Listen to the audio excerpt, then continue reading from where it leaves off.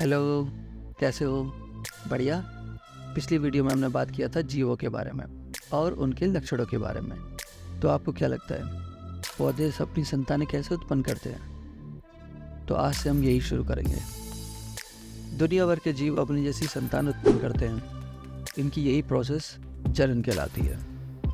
और जनन दो प्रकार के होते हैं, एक लैंगिक जनन और एक अलैंगिक जनन।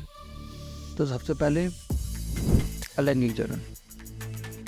तो इस प्रकार के जनन में ना तो कोई युग्मकों का निर्माण होता है और ना ही उनका निषेचन होता है। इस प्रकार के जनन को हम अलैंगिक जनन कहते हैं। जैसे ये हाइड्रा, इसका ये हिस्सा टूट के अलग हो जाएगा और पूरा जीव बन जाएगा। तो इसमें ना तो कोई अर्धसूत्री विभाजन हुआ और ना ही इसमें कोई निषेचन हुआ।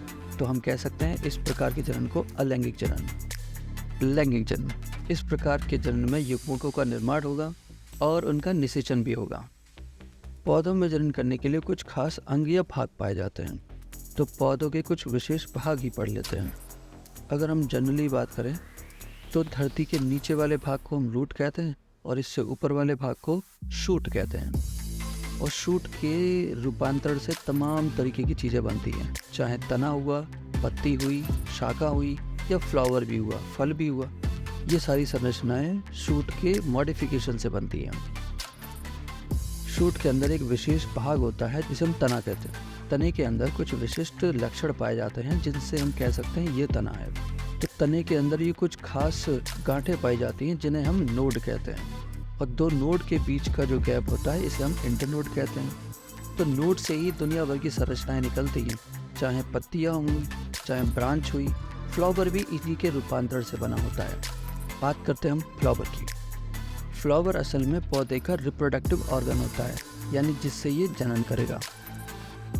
तो आओ फ्लावर की संरचना देख लेते हैं। फ्लावर का ये हिस्सा जिसे आप पकड़ के दूसरे को देते हो, इसे हम थैलेमस कहते हैं। थैलेमस के ऊपर वाले हिस्से को हम सेपल कहते हैं और सेपल की इस पूरी रिंग को हम कैलिक्स बोलते हैं। और ये कैलिक्स के ऊपर वाला भाग जो रंगीन है इसे हम बोलते हैं पेटल्स, और पेटल्स के पूरे रिंग को हम कोरोला कहते हैं। और फ्लावर के ये बीचों बीच वाला भाग इसे हम गाइनीशियम यानी स्त्री केसर कहते हैं। ये असल में पौधे का फीमेल वाला भाग होता है। और ये साइड में जो निकले हैं इनको हम बोलते हैं एंड्रीशियम, ये मेल भाग होता है। असल में हमने ये जो फ्लावर लिया है ये कैप्सुला का फ्लावर है, क्योंकि इसमें वो सारी संरचनाएं मिल जाती हैं जो जनन में मदद करती हैं। जिन फ्लावर में ये चारों संरचनाएं उपस्थित होती हैं उन्हें हम कंप्लीट फ्लावर कहते हैं। और अगर एक भी मिस हुई या इनमें से कोई भी संरचना गायब हुई तो उसे हम इनकम्प्लीट फ्लावर कहते हैं।